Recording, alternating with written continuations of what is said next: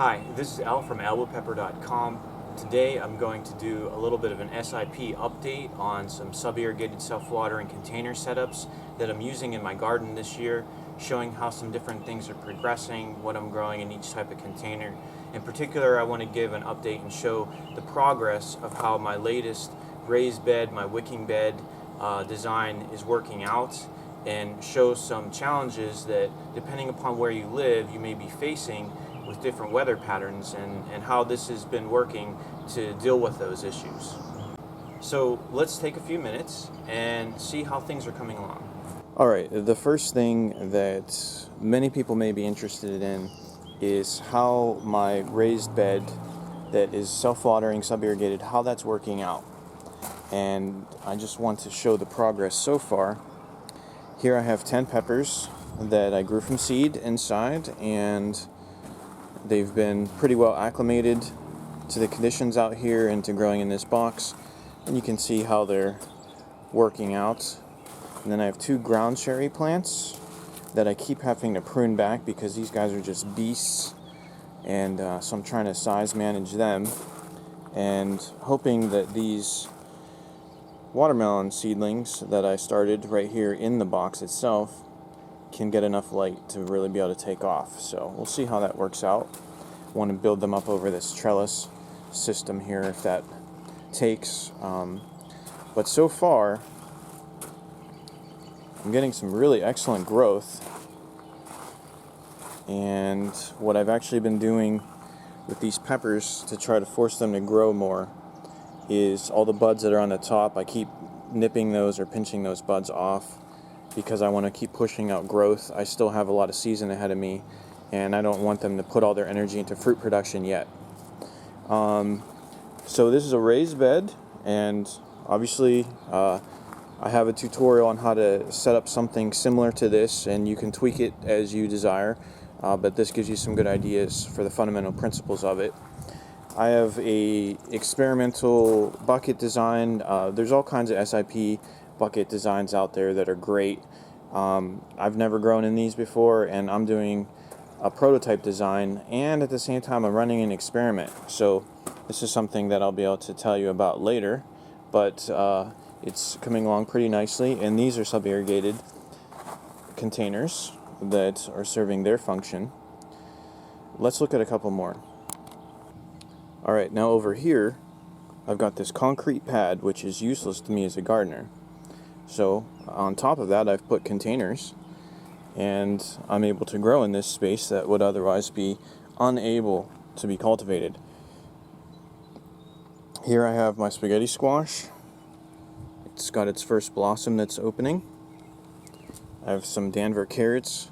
These are both growing in these 30-gallon SIP totes, self-watering, and the plants have been doing pretty well. Over here, corn, and you can see the progress of the corn, how it's been coming along, and I've planted seeds for this next tote, so those will be coming up next. Over here is my tomato plant. It's 2 tomatoes in this 1 30-gallon tote, to give you an idea. I've pinched some suckers, but not all suckers. I've just been selective about how I did this. I wanted everything to grow inside of this frame that I built, and then kind of like come out from this like center pillar of growth. So it's a little bit of an experiment for me with pruning tomatoes and training them, and I'm going to see how this works out. But you can see that we're getting some stellar growth. 2 plants, 30-gallon SIP. Alright, let's look at one more design. Over in this window box, I have a tutorial showing how you can create a sub-irrigated system with one of these. It's a very shallow box, and it needs watered very frequently until you attach it to a water reservoir, and then watering just becomes effortless. I'm trying to get some special chives, certain type that I had ordered growing from seed, trying to get them going so I can use them this year, and this has been a great way for me to have this outside, have the seeds being able to germinate and not worrying about if I'm away or something, or if it's really hot and dry, not worrying about them just drying out. And they've germinated well, and I think that it's working pretty well. So let me show you another use of this same container design.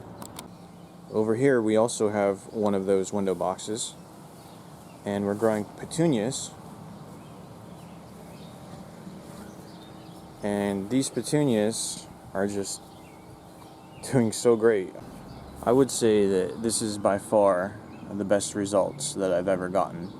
On the top of this cold frame box, I have my marigolds, and these marigolds are not in sub-irrigated soil, and they're doing splendidly. They're very happy. They're getting constant sun all day long, right in front of the heat that is thrown from the bricks of this building, and they're thriving. If I were to have grown these same marigolds in this sub-irrigated planter that the petunias really love, the marigolds may not have done so well because of the high levels of moisture that are just constantly in this type of container setup. And with it being a very shallow container design, you have very high levels of moisture consistently through the soil. And the petunias, they seem to love it, but not all plants do. So you kind of want to be aware of that when you're developing your planter or whatever container system that you're going to sub-irrigate. I know that we have such a broad range of climates throughout the country in the US and obviously on a worldwide scale, and I feel really bad for people that are constantly battling drought. I know in California it's been brutal for you guys out there, not being able to get the rain that you need, and I definitely feel bad for people, for gardeners that are dealing with that type of situation. I know that sub-irrigated containers can do a lot to help to alleviate water loss, and they're great that way, but I still feel that it's important to design any of these kind of containers or planters in such a way that if you do happen to get a lot of rain, even in a drought-ridden area, sometimes you may have this like crazy freak storm that comes through and you get a lot of precipitation. You want your containers or your beds to be set up so that the plants just don't die within several days because of extreme saturation and heavy root rot. I know for myself, I'm really glad about the way that I've been setting up my containers that I've just shown you, because when I do get heavy rains, the plants are still able to thrive, they're still able to be healthy. And this season so far in PA, we've actually been getting a lot of rain. Once again last night we had another storm that came through. And in fact, look at the forecast, the 10-day forecast that is projected in my area, in the Pittsburgh area.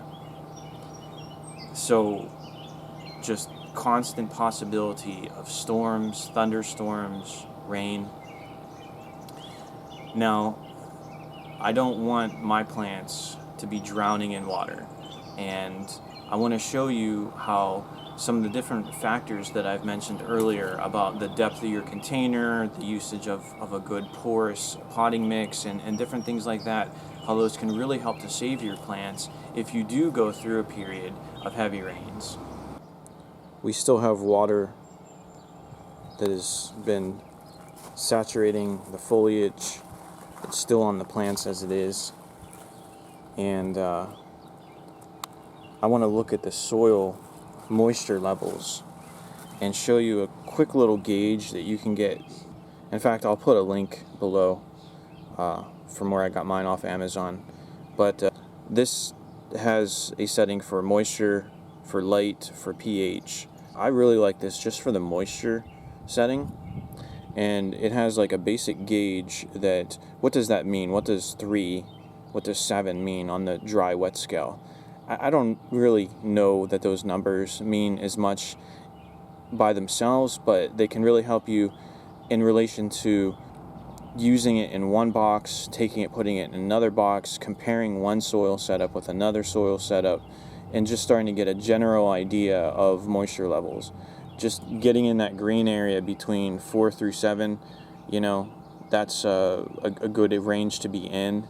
And when you start to get past that into the blue where it's really wet, that gives you an idea of how moist your soil is. So let me just put this in right here, and as I start to go down, see how it's starting to go up.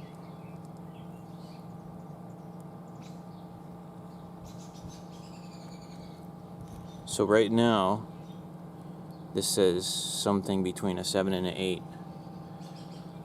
And as I start to go deeper, and I'm pushing this further and further down, it starts to register just a little bit more moist. See, now we're getting up to 9, and I have this almost completely into the soil though. So before we get to that 10, I have this buried. There's only an inch above the soil, and now we've reached that point of like very high saturation at that 10 on this meter. So as you go further and further down, the moisture starts to increase, which is why I don't like to use shallow containers or shallow planters, beds, in a sub-irrigated setup. Now let me show you how those very shallow window boxes compare to the way this box is set up. Let's look and see how the moisture level compares on this box. So I just kind of put the diodes in, and it's already registering a little bit of some moisture. And as I start to go down,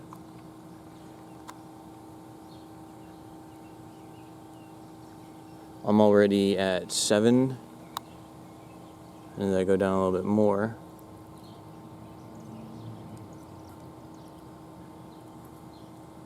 I'm at 10. So at that distance down, I'm already at a very high level of moisture. Just going down a few inches. And that's a general physical property of your growing media that you're going to experience when you're using an SIP. And so being aware of that attribute is something that can help you in deciding how shallow do you really want your container to be. This window box is not very deep at all, and so I know what will grow in this and what won't grow in this, but for my high-end, large-scale growing, things that I want to grow tomatoes in, and I want to know that these are going to thrive, not just something I'm going to throw some flowers in, I definitely want to have better depth. Hopefully this video has been able to show you a quick update on the progress of this raised bed, so you can see really how it's been going. I think it's nice to not just show how to set something up, but then to share the results, and that's what I want to be able to keep doing throughout the season.